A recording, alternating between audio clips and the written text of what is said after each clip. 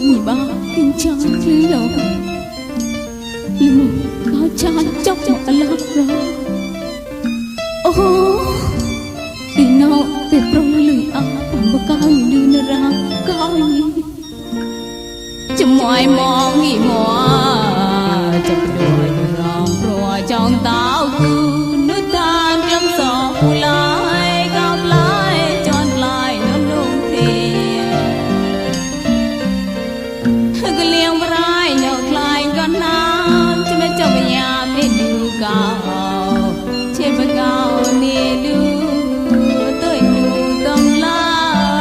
cứ chập chập á cao cha nề ra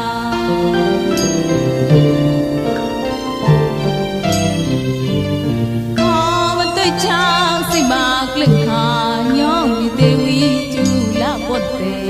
ti bre keng re de nek la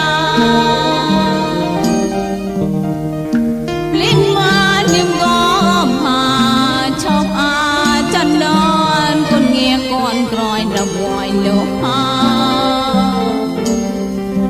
mi ta mi mua hiệp roa chín hà có yang kha lo lo hi nhuần chào qua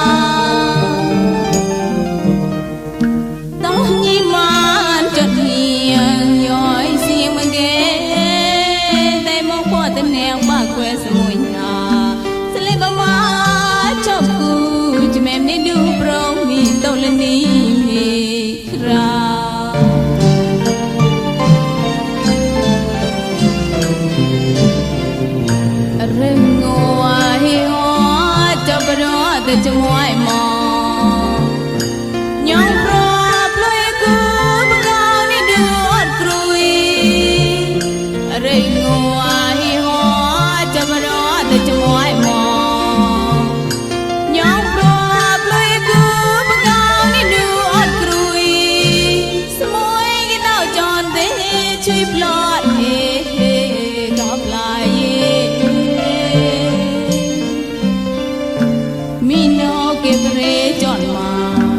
cao sne cha nim ta mong than lo ra